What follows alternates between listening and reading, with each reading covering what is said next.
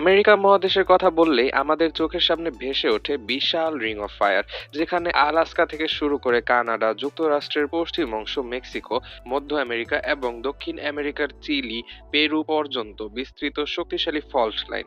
এই অঞ্চলগুলো পৃথিবীর সবচেয়ে ভূমিকম্পন প্রবণ এলাকার মধ্যে পড়ে। কিন্তু পুরো মহাদেশই যে ঝুঁকিপূর্ণ তা নয়। আমেরিকার উত্তর, মধ্য ও দক্ষিণ অংশে এমন কিছু দেশ রয়েছে যেগুলো ভূমিকম্পের ইতিহাসে তুলনামূলকভাবে খুবই নিরাপদ। প্রথমেই উত্তর আমেরিকা। এখানে সবচেয়ে নিরাপদ দেশ হলো কানাডার পূর্বাঞ্চল, বিশেষ করে অন্টারিও, কুইবেক এবং আটলান্টিক কানাডা।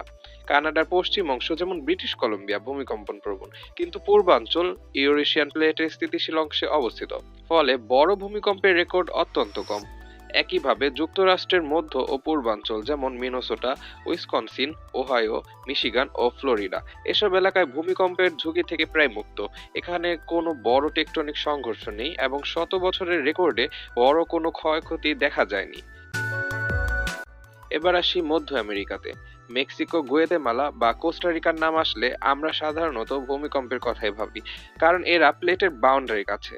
তবে এর ভেতরেও কিছু তুলনামূলক নিরাপদ অঞ্চল রয়েছে। বেলিজ তার মধ্যে অন্যতম। দেশটি মধ্য আমেরিকার স্থিতিশীল অংশে অবস্থিত এবং বড় সিসমিক অ্যাক্টিভিটি খুবই কম।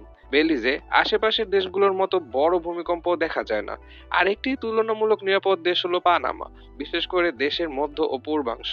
পশ্চিম দিকে ভূমিকম্প ঘটে, কিন্তু রাজধানী ও পূর্ব দিক তুলনামূলকভাবে স্থিতিশীল। সবশেষে দক্ষিণ আমেরিকা।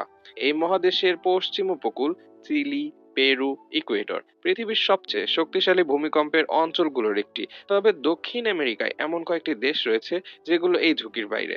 এর মধ্যে উরুগুয়ে সবচেয়ে নিরাপদ।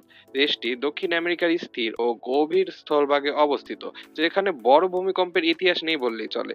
একইভাবে প্যারাগুয়ে সিসমিক সেফ অঞ্চলে পড়ে। দেশটিতে বড় কোনো ফল্ট লাইন নেই এবং শত শত বছরের ইতিহাসেও ভয়াবহ কম্পনের রেকর্ড পাওয়া যায় না। এর পাশাপাশি গায়ানা, সুরিনাম ও ফ্রেঞ্চ গায়ানা এই তিনটি দেশও দক্ষিণ আমেরিকার উত্তর পূর্ব স্থিতিশীল টেকটনিক এলাকায় অবস্থিত। ক্যারিবিয়ান প্লেট এদের কাছাকাছি হলেও সরাসরি কোনো সংঘর্ষ ঘটে না, ফলে বড় ভূমিকম্পের ঝুঁকি প্রায় নেই।